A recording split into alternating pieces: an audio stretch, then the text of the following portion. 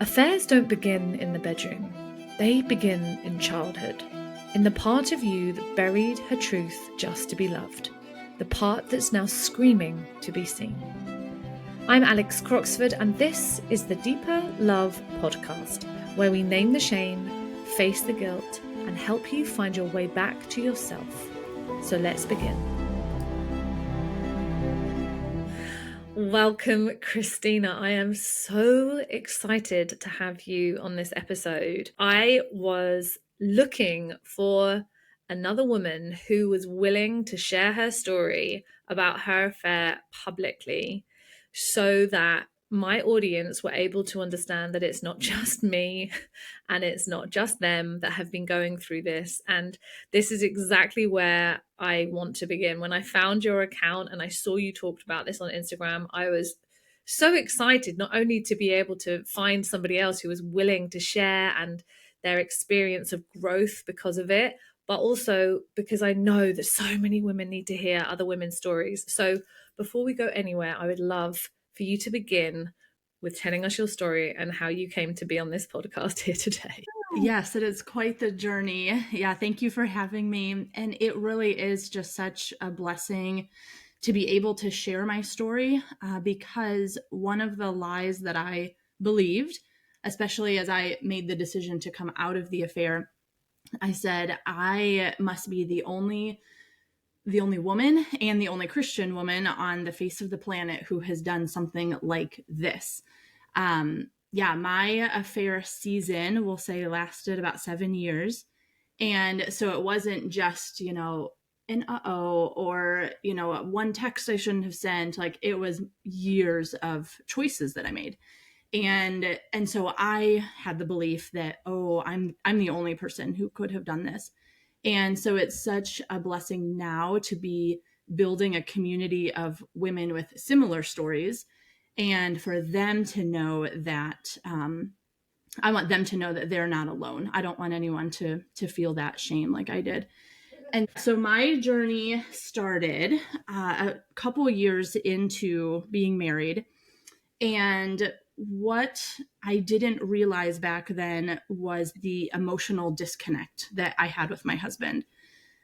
I mean, we were newlyweds. We had a lot of, we'll say, little traumas, just emergency things that happened the first couple years of marriage.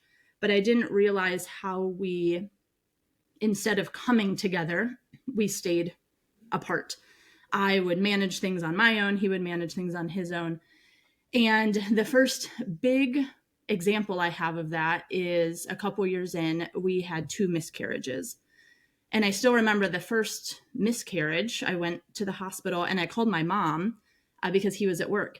And so I called my mom and said, hey, can you come with me? This is happening. And she said, yeah, are we going to call your husband? And I was like, no, he's at work. He's busy. Now looking back, I'm like, what was I thinking? But that was an example of how disconnected we had been, even way back at the beginning. So I tell you that we had 2 miscarriages, and I did not realize that you could basically have postpartum depression even after just a miscarriage. But the way your hormones are just out of whack is kind of crazy. And so it was really the perfect storm of feeling disconnected from him. My hormones are just wild. It felt like an out of person experience where I was just kind of watching my life play before my eyes. And I was in a situation where I was teaching at an elementary school, and I had also picked up a waitressing job at a local restaurant. And things just kind of snowballed where I was making new friends, but also new friends that had very different beliefs than I did, which was fine. Absolutely no judgment.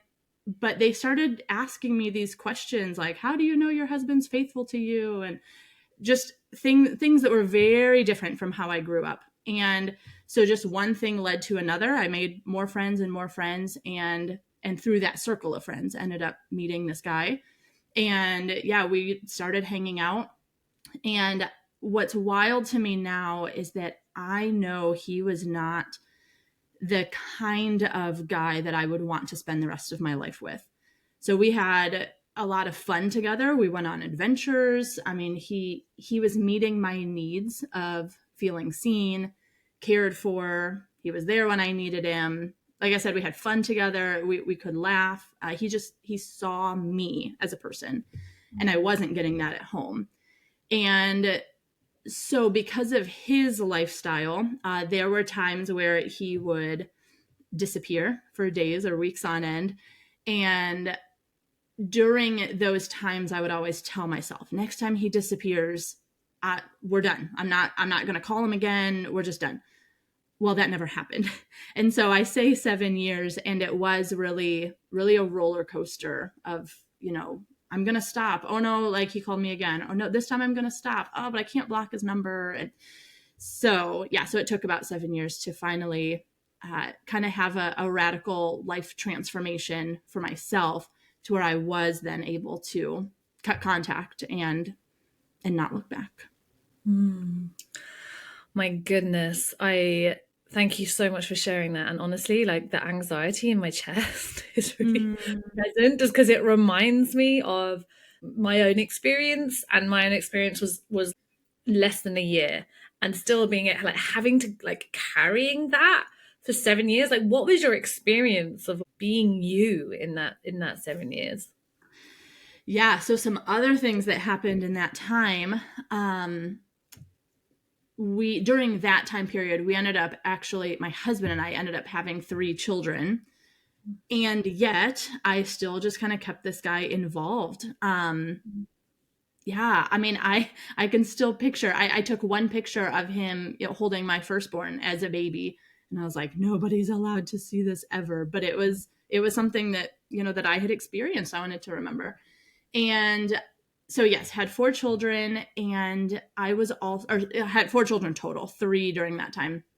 And I also was working at an elementary school. I was teaching, and on top of it, it was a Christian elementary school. And so you talk about the weight that I was carrying, and the hypocrisy I knew I had of, I'm here in the morning teaching Bible class to these kids, and yet in the evening I know I'm going to make choices that go against really what the Bible would teach. Yeah, trying to live life of raising kids, still be wife. I would say I was still trying to work on the marriage. There was one time we went to a marriage conference, where I thought, if the opportunity presents itself, I'll tell my husband what's going on. Well, it didn't. I was there to, support my husband. He hear some of the things that he was struggling with at the time, but it was like, yeah, this still isn't the right time to tell him. And so it was heavy, but my brain did this really weird thing where I could just separate it. I could be somebody all day, and I could be somebody different in the evening, at nighttime. And yeah, so again, it was the disconnect with my spouse that really did not help at all. I was trying to connect over here, but we just kept missing each other. And so it just kept me getting my needs fulfilled where I shouldn't have. Yeah. Yeah. And what was it that finally did you tell him, or how did it end? What happened? What made you Yeah. decide? Yep. So I like to think I have a really clear marker of when it ended, because there's kind of 2 parts to this story. So it even took me multiple months to be able to really end things. The first part of the story is that things were getting bad with him. He was addicted to drugs, and I was able to see him relapsing and getting worse. And I was like, no, like this is worse than it's ever been. I have to separate my life from this. But I was also, in a strange way, addicted to him and the relationship. And I thought, I cannot do this on my own. I have tried for years to get out of this, and I can't. So at the time, he was in a house with a roommate, and the roommate had a girlfriend, and she would spend a lot of time at that house. And I feel like I stalked her to get her number. And I texted her and said, hey, I need some accountability. I need some help. I need to stop talking to him, but I can't do it on my own. And so she responded and said, yes, I totally support that. And she said, I'm a hairdresser. If you can go 30 days of no contact, then I will give you a free haircut. And I remember getting that text and thinking, 30 days? I meant like 3. Like, I've never done more than a day before. This is crazy. So even after another relapse or two, I did eventually get to the 30 days and got a haircut, and her name is Angela. And I still say it. She was my angel in that season. I needed that help. So I did the 30 days. That was great. Did it a while longer. And then of course something happened where we reconnected again. Like, this is crazy.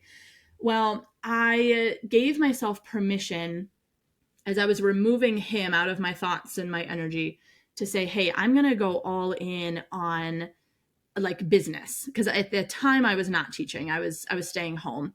And I said, let me create something from home that would fill my mind, fill my energy, fill my attention. So I'm not thinking about him. So as I was following that path, I was going on a retreat with some other coaches. I wasn't coaching at the time. It was a network marketing business. And so they were coaches that were going to help me with that. And so I got away. I'm currently in Ohio, went down to Florida, just beautiful. And we get there, and I knew that these women had the same faith as I did. And I just knew they were safe. I had talked with them before. I'd been in their circles. I knew it was safe. And so again, I said to myself, well, if the opportunity arises, maybe we'll have a little chat about my friend that I need to not be friends with anymore. And I walked into that beach house and, set my bags down, and it was there. It was there. We were sitting at the table, and it all just came pouring out of me of, I've had this secret for 7 years. I mean, everything was laid out. And it was great because I remember the one coach, had a notebook. We were going to talk business strategy, and she slides the notebook to the side and says, okay, I think we have some other things to talk about first before we get to that. And that was really, honestly, just a God moment of putting me in that room with those coaches. There was nobody else that paid to go on that retreat. And so it was the safest place I could have been in to ask all of the really hard questions and come up with the really honest answers, and just to take a really honest look at where I was, what I wanted for my life. And so being in Florida, we were at the ocean, and with my beliefs, I felt, I need to get baptized in the water to have a physical bodily representation of what's going on inside of me spiritually, to say I'm breaking this soul tie that I have with this guy. And there's going to be change moving forward. Then I came home on a Saturday night, and I said, I have to tell my husband. And so we had a conversation that night when I got off the airplane, where I said, hey, I had an affair. It was in the past. I'm done. It's cut off. I'm moving forward. And so that then began kind of the next chapter of my journey. Wow. And how did he respond? What was the initial reaction from when you told him? Yeah, my situation, you could tell me if I'm wrong. I feel like mine's very not normal, in the sense that, of course, there was some anger, some confusion. He didn't know anything this whole time. But also there was with his personality, he does not ask a lot of questions. And so I anticipated that even going into this, of I'll be able to give him the truth, what I need to confess, but I have a feeling he's not going to ask for lots more details. And that was the case. So we kept it kind of surface level in that conversation. And so some anger, but I made it clear that he had the choice if he wanted to stay or go, or if I needed to go sleep at a friend's house that night, whatever. But he said he wanted to stay. He wanted to work on things. And he wanted to be a team, in that season, to keep working on things. And we knew that we both wanted to heal well. And so we started asking those questions of, who can we talk to? Where can we go? Like, what can we read? What do we need to do to to do this well. We didn't want to just gloss over it. So that was good. Yeah, wow. I mean, I feel like from my experience was different. I mean, my husband and I, ex-husband and I did want to work through it, but there was a lot of questions, like a lot of wanting to know details that no one really needs to know. Um, but that's so interesting. So the next chapter, so then you went into start, you began healing together. He was like, right, I see you. I see this. I'm angry. Obviously, I am hurt, but let's make this work. We have 4 children. Let's see what we have to do. So then what was the kind of the next chapter of that process? Mm-hmm. Yeah. So I would say the next chapter for us together was probably about 6 months, where again, this is my husband's personality. He does well when there is support, when somebody is telling him what to do, he will go do those things. And so at that time, we did end up going on a weekend marriage conference, and that was good. That was supportive. We got to meet an author that we're familiar with from our area. She gave us a new book that was about, marriage and intimacy, and got to talk with her, hear some other speakers. That was good. We also had a book study happening at our church that was really supporting us in emotional and spiritual maturity. So again, kind of digging up the truth. Where are you? Are you mature or are you immature in these ways? And so that was helpful. Then at another local church here, there was I think like a 14-week course, a program that we went through called Reengage. And it is specifically for marriages, and really marriages that are struggling. Anybody is welcome to come to this, but they do not shy away from the hard topics of affairs or pornography, or I mean, you name it. And some couple would have, a story of that kind of experience. And so we would, get together as a large group and hear a story, get a kind of a word of encouragement, and then we'd break up into small groups with other couples where, we'd have some homework and we'd answer questions and really dig into, again, just the honest answers of things. So all of that was good. And then also in there, we did start some counseling, some therapy together, which was good and lasted for a little while. And then, like I said, I had been home. Then I took a full-time job. And so then our hours got crazy and we couldn't continue the counseling. But yeah, so we did, I'll just tell you here, we did make an honest effort of healing well and moving forward. But from my perspective, after that scaffolding just naturally faded, I knew that my trajectory had changed. I had new healthy habits. I was moving forward. I started to see some of that fizzle out for him. And so our relationship today is not what it was in that season. And right now we are in a season of separation and saying, you know what, maybe this isn't going to work out. But I love saying that because it's not for lack of trying. And it's not only because of the affair. The affair didn't make or break us. We were able to look at marriage as a whole and say, is this really what's best for the two of us? So that's where we are today. I love that. Thank you so much for sharing all of that. And it like the affair was a symptom.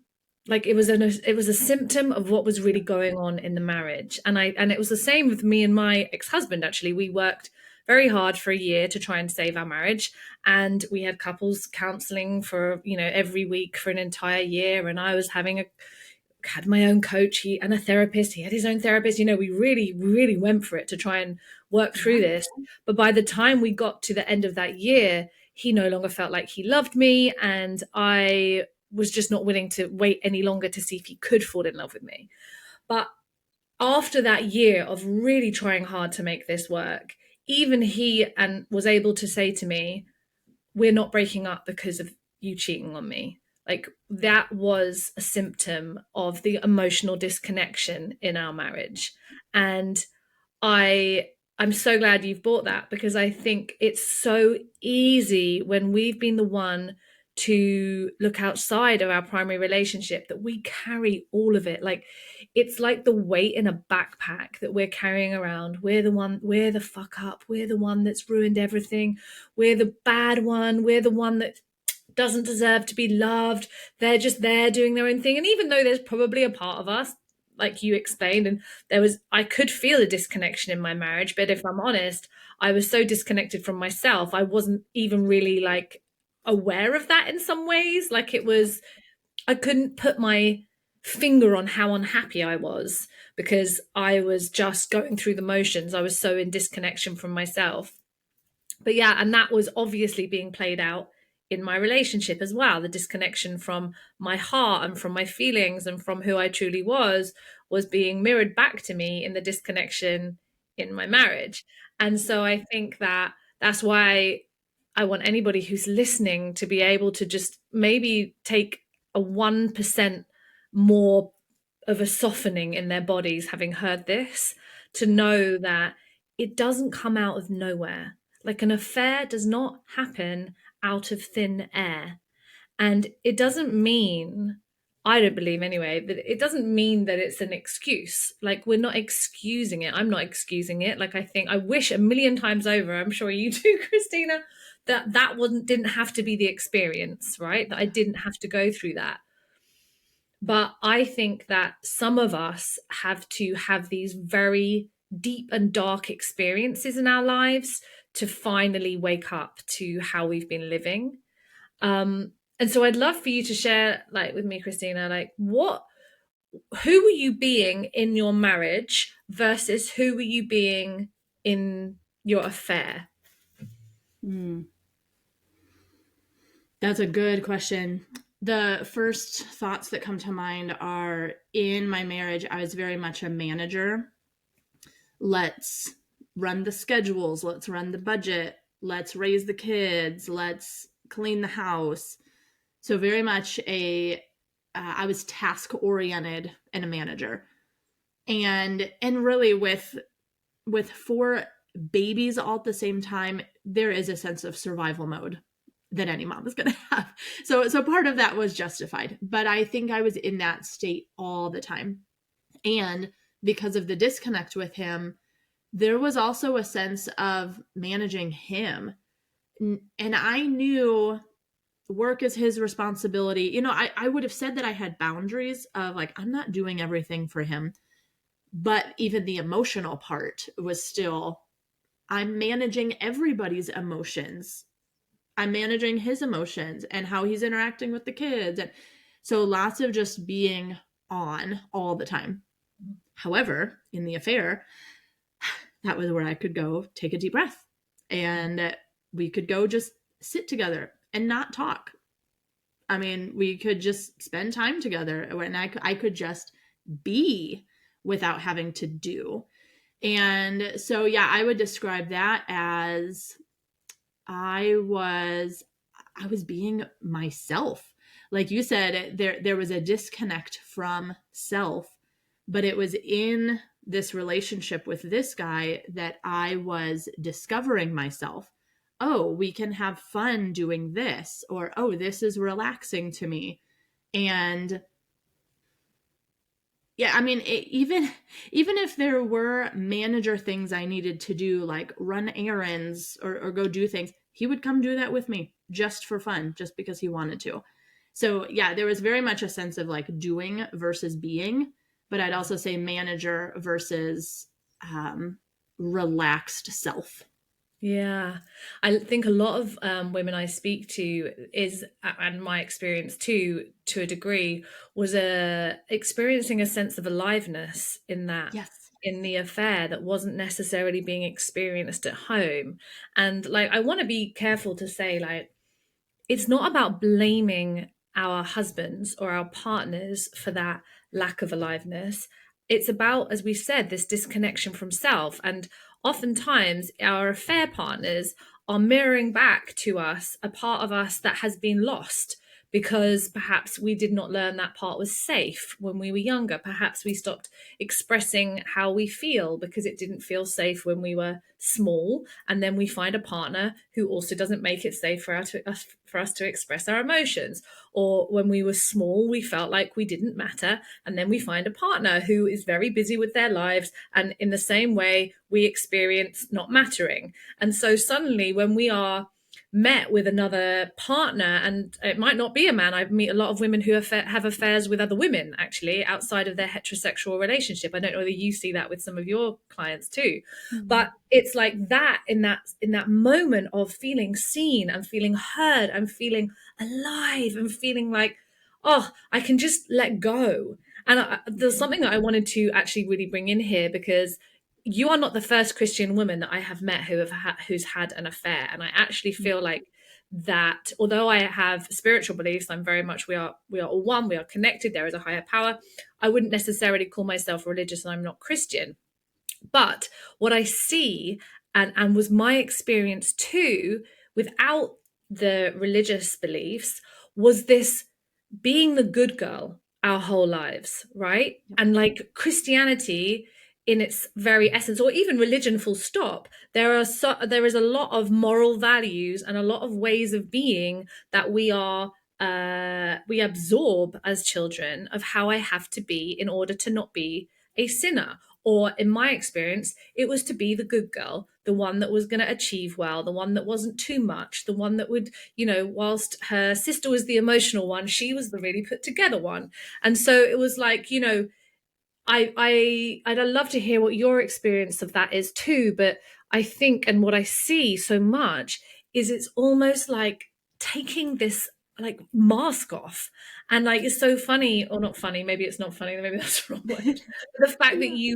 you attracted somebody outside of your marriage who was a drug addict, it was like you were getting to be the kind of the bad girl, or like the one that was Yeah. not tied. Yeah, I'd love to hear your experience of that. Yep. Yep. Yeah, that's why it was so wild to me to stop and look at the picture and say, "Who is this? This is surely not me, or not the me that I knew as a kid who was raised in church." Yes, very very wild. And I have also heard that with the women that I work with. Some women do find Mr. Perfect. He checks all of the boxes and it's amazing. Or it's kind of the opposite extreme of, I would never spend my life with him. Yet why do I love him so much? We try to reconcile those. Um, so yeah, when you were talking about even the beliefs we grew up with, and needing to be the good girl, that was one of the questions that they asked me at the retreat. We were specifically talking about the marriage there, and she said, if you could do anything you wanted right now in regards to the marriage, that, and don't give us the Christian good girl church answer, what would you do? And back then, almost 3 years ago now, I said, I'd be done. Like, this marriage is not healthy and fulfilling and meeting my needs. But that was the very first time somebody asked me for my honest answer, and they gave me permission to say it, even if it doesn't align with your beliefs of how you were raised. And that just rocked that one question rocked my world. And I came home from that, even continuing to pray. I often like to prayer journal so I can slow down and write my thoughts out. And I remember times saying, God, I don't know if I'm allowed to say this, but here I go. And it was like my confidence and my courage had increased. Like, I'm going to radically pursue truth in a way that I've never pursued truth and honesty before. I'm going to say what's honest, even if it doesn't make sense with what I've heard before, even if I'm questioning beliefs I've had my whole life. It's all on the table. And I'm going to get really, really honest and curious. No judgment, lots of curiosity about what I believe and the direction I'm headed and what that means for my life. So yeah, it's life changing when you get honest with no reserve. Oh my God, I absolutely love what you just said. And I think because it's so it's such a big deal to start to question our beliefs and our conditioning, whatever they are, be them religious, be them socioeconomic, be them the conditioning that we've had based on the color of our skin, or where we were born in the world, or how much money we were raised with. You know, all of these things we absorb as truth, you know, as children. Like we have nothing else to go on. We come into a family, there is a set of beliefs within that family, and we begin to live by them because we're, you know, 5 years old. We're not going to start questioning mummy and daddy's, you know, beliefs. I grew up in a really atheist household, like very atheist household. So like when I started, it's kind of the other way with you. It's so funny. When Sure. I started to go on this journey after my affair, I started to beginning to have a spiritual awakening. I began to see that there was actually more. There was something more. I started to believe in something bigger. I started to see, if I was able to trust and I was able to surrender, if I was able to really be with life rather than constantly trying to push and force and drive, that things would start to unfolding. More magic than I could ever imagine would start to unfold. And I think that I can't remember even where I was going with this, but I think that it's questioning our beliefs. That was it. So I was having to question my beliefs too, like around the fact that there was something bigger. Is it safe for me to question the idea that there is nothing else except this 3D body? Is it? And as I started to unpack that, I began to understand, oh my gosh, like there is this, we have soul contracts. Like, this is my belief, we have soul contracts with people in our lives that we have committed to before we incarnate on this earth. And I believe that sometimes those soul contracts are magical and beautiful and love filled and safe, and maybe we'll be with them for 20, 30, 40, 50 years. Other soul contracts are, we are going to go through one of the hardest things a couple can go through in life, and that is having to face the trauma of infidelity. And when we have worked through that, if we are willing to face it head on, not just brush it under the carpet, look at what got us here, look at how our individual wounds and our pain and our trauma that we're going through presently and from the past has led us to make these decisions. And when we can actually start to heal from them, then the potentiality of the experience of love and the divine and the magic of life is profound. But we have to stop putting infidelity and cheating and betrayal in just this one pocket of society, which is, you're the victim, you're the perpetrator, you're bad, you're disgusting, you deserve to be what X, Y, and Z, and we don't talk about it again.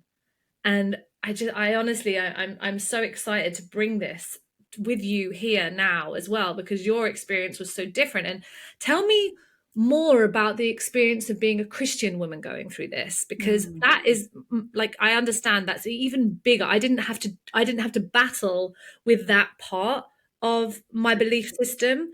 So I'd love to hear your experience of that. Yeah. Yeah. Couple of things come to mind for me. When I was in the thick of it, I was in a good Bible believing, solid church. And when I say good, I mean nothing wrong had happened to me. Like I trusted it, it felt safe, it was a good place. However, when I was in the thick of it, I remember thinking through kind of a list of women from the church and saying, like these are the women that I should be able to talk to, but I don't feel like I can come to them and just tell them this. They are going to, the worst thing, they're not going to know what to say. They're just going to look at me like I'm crazy. So these are my fears. Like they won't know what to say to me, or they are going to tell me to do something right now, like cut it off, that I don't want to do right now. They're going to make me do something, or they're going to make me tell my husband, and I'm not ready for that. So I had all these fears that I projected onto them. And so that was another thing that kept me stuck. Was I was in a safe circle, but still something inside of me not feeling safe enough to tell them. So that was one. I just stayed in hiding for a long time. Well, when the weekend came where everything changed for me, I was in a different church, still similar kind of feeling, but it was a different church. And that one, I could identify some safe people that we could talk with. And my husband as well. He had a couple safe men, and we talked about it. He came to me and said, "Hey, can I go tell this person?" I said, "Yeah, that's great." That was all fine, but I still remember walking. So this was a Saturday night. I remember walking into church Sunday morning, and I was suddenly like hyper vigilant of everybody's eye contact. Where I was like, are they looking at me different? Like, does this person know? Well, he told this guy, but did he tell his wife? Does she know? And I was suddenly hyper vigilant of everybody, just out of the self protection. I wasn't afraid of judgment this time. I wasn't afraid of the shame or the judgment, but it felt like, if you know the old book Scarlet Letter, it felt like I was wearing a big A walking into this circle of people. Now, thankfully, I do have the positive experience that none of that happened. There was no shame, there was no judgment. The pastor and a couple of good friends, they really did still love us. So that we could sit down, have an honest conversation, and that was good. However, I also just want to bring in the experience of other women that I work with, that it has not been such a positive experience. If women are asked to leave the church, or if the pastor takes the husband's side, if you will, and starts telling the woman what she should do. Oh, you need to go tell the affair partner's wife what happened. Or just, there's some wild stories out there of the stories of what women have experienced, that I listen and I say, I'm so sorry, that the church should have never done that. That is not the God or the Jesus that I read about in the Bible. And so really that's where I separate, that the church is a business. It's an organization with people who are broken and they're still figuring out their stuff. So I am always, always, always going back to the Bible, which I believe is God's word. So I'm like, take me back to the source of truth.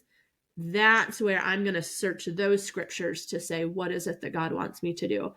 And those answers aren't always black and white. There's a lot of gray area. And so that's where I lean on, God's character. So even this idea of shame, like you're saying, we're kind of put in this box of like, I am so bad. I messed everything up. I am broken. What's wrong with me? However, when I look at the examples of the God and Jesus of the Bible, there is none of that. In fact, it's quite the opposite, where we know that it's because of God's kindness that leads us to repentance. God's not pointing a finger shaming me.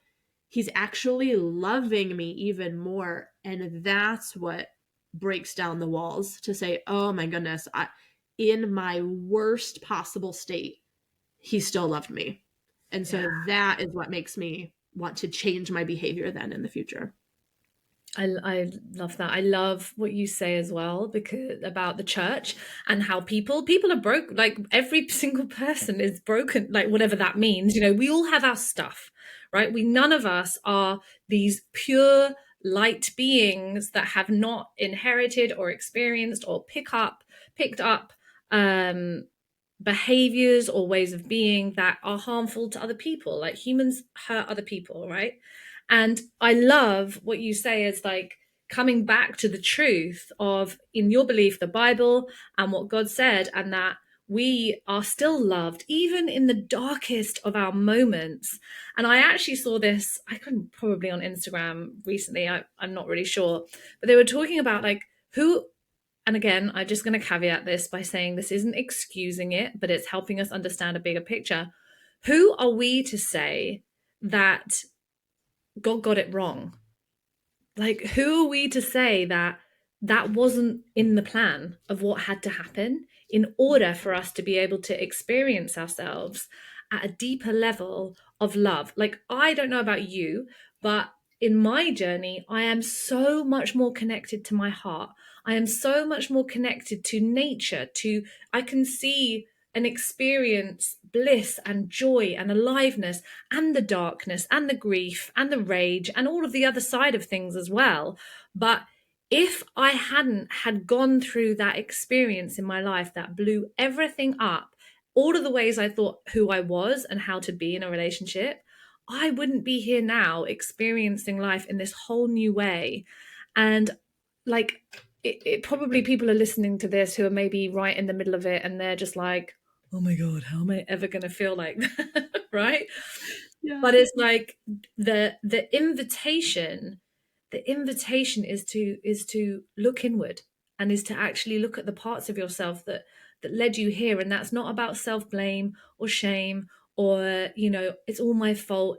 It's about like, right, shit, okay, I can see a pattern. I can see that I have behaved in a way that's outside of my value set, outside of what I believed I was ever going to do or that I could do. And I've hurt somebody that I loved. Like, I really traumatized my ex-husband in this experience, and it was very hard to witness that.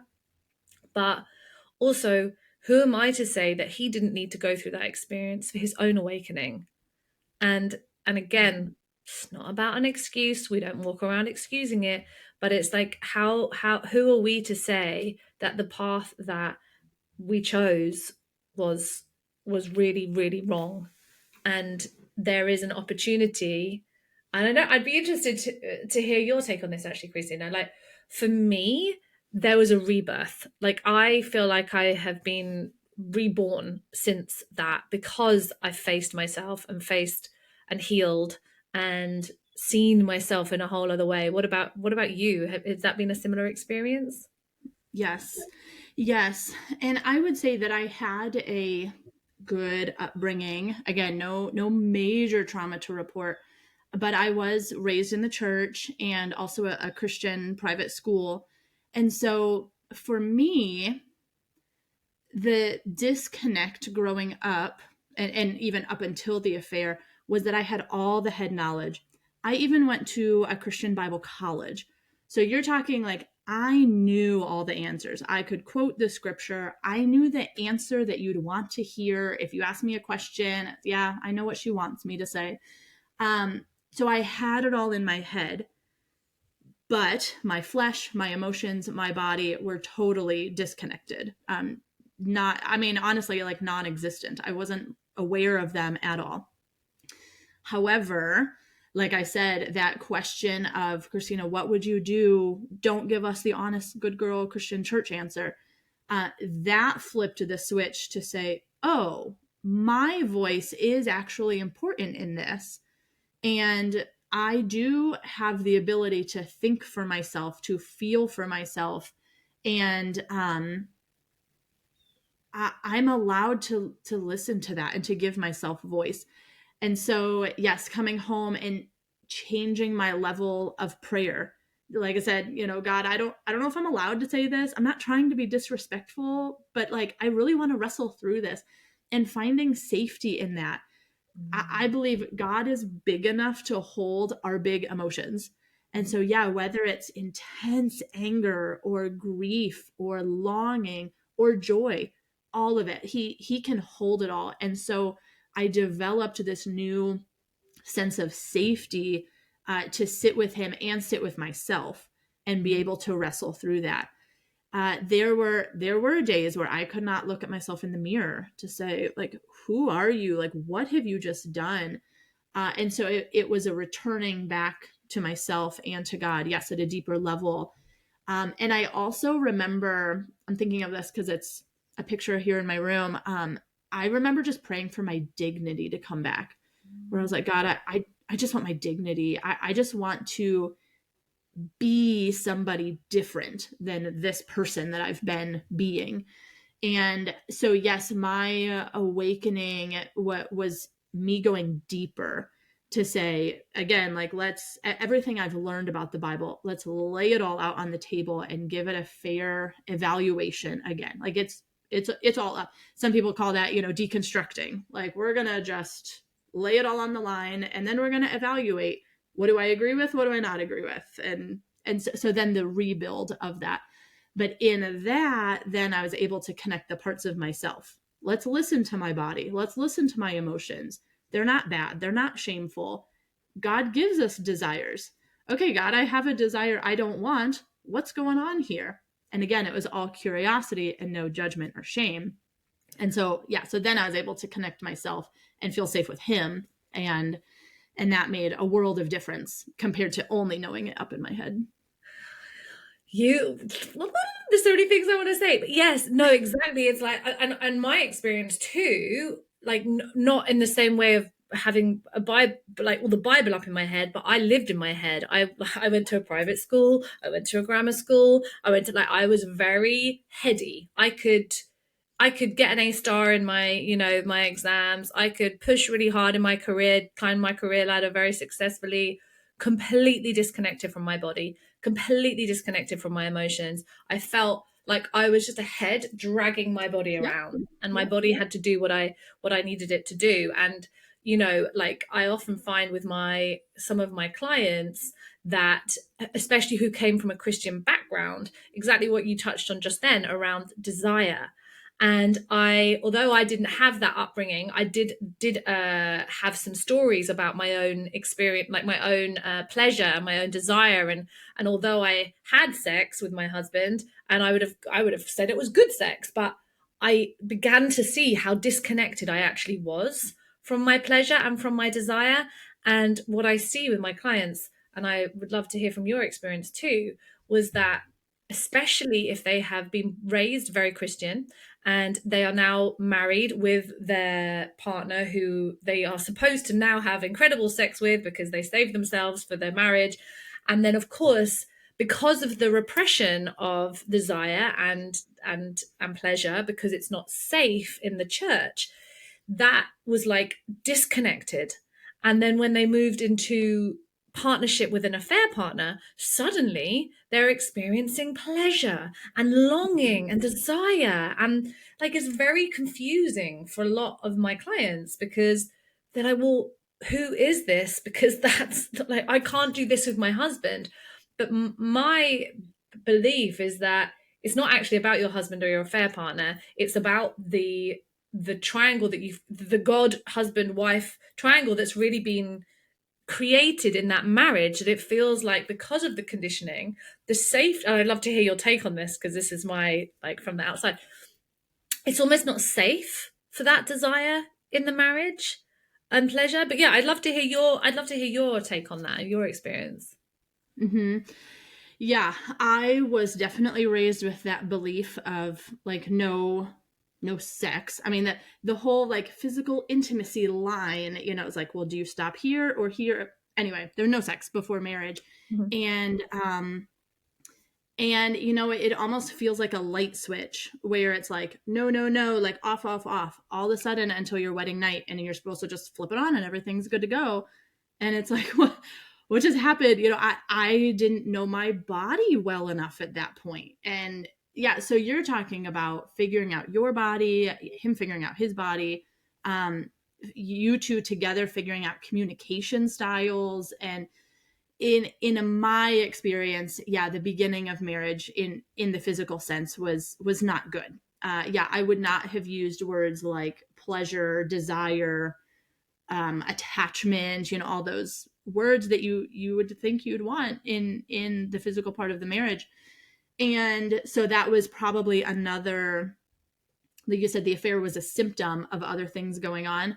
That was another thing that just didn't help our situation.